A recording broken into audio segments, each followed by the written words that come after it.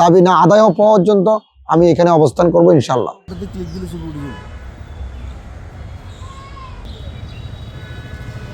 গতকাল সকাল 8:30 থেকে 8টাই বলা যায়, 8:30 থেকে আমার এই অনশন কর্মসূচি, প্রতিবাদ কর্মসূচি শুরু হয়।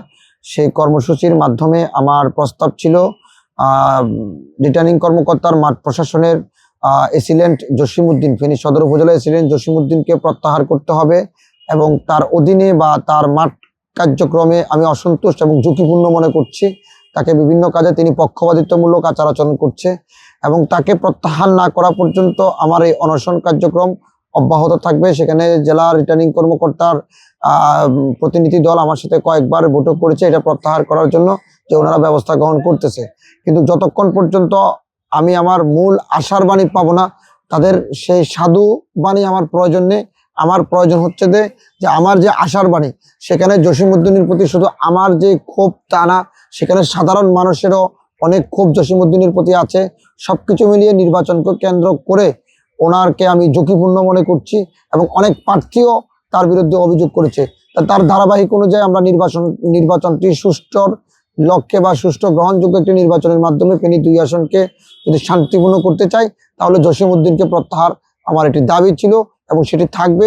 দাবি না আদায় হওয়া পর্যন্ত আমি এখানে অবস্থান করব ইনশাআল্লাহ। এক্সট্রিম মশার কয়েল প্ল্যান্ট ফাইবার দিয়ে তৈরি, ডেঙ্গু, চিকুনগুনিয়া বাহি সহ যে কোনো মশার বিরুদ্ধে দেয় এক্সট্রিম সুরক্ষা। সে আমার একটা বিলবোর্ডকে কেন্দ্র করে সে আমার সাথে খুবই অশোভনীয় আচরণ করেছেন, যেটি আমি এখনো ফোনটা নিতে পারতেছি না।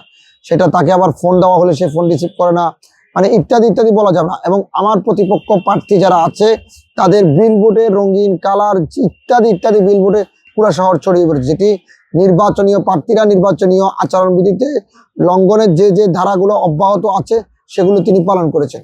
আমার এখন কেন জানি মনে হচ্ছে যে আমার এই প্রতিবাদকে কেন্দ্র করে আমি যেটি বুঝতে পারছি, তিনি রিটার্নিং কর্মকর্তা পক্ষপাতিত্বমূলক কার্যক্রমে অব্যাহত আছে। ইনি বড় দলের প্রতি তিনি ঝুঁকি বেশি, যে উনি সামনে হয়তো প্রমোশন ভালো পাবে, হয়তো কোনো একটি দলকে সাপোর্ট করতেছে, প্রমোশন ভালো পাবে এবং আমরা যে প্রার্থীরা আছি আমরা হয়তো এমপি হওয়ার যোগ্য না, উনি তাই মনে করতেছে। তো বিষয়টি উনি যাই কিছু মনে করুক, ওনার জন্য সেই একই দাবি আসতে পারে। খুব যত সময় যাচ্ছে ওই সময়ের ভিতরে রিটার্নিং কর্মকর্তার জন্য দাবি একটা আসতে পারে। তবে রিটার্নিং কর্মকর্তার পদত্যাগের দাবিটাই আমি এখানেই নাইবা করলাম। তবে সেটি আমি ইনশাল্লাহ হয়তো যদি উনি আমার সাথে বেশি সময় নিয়ে কাজটি করেন, আমি নির্বাচন কমিশনের সামনে ওনার জন্য এই বিষয়টি প্রস্তাব রাখছি।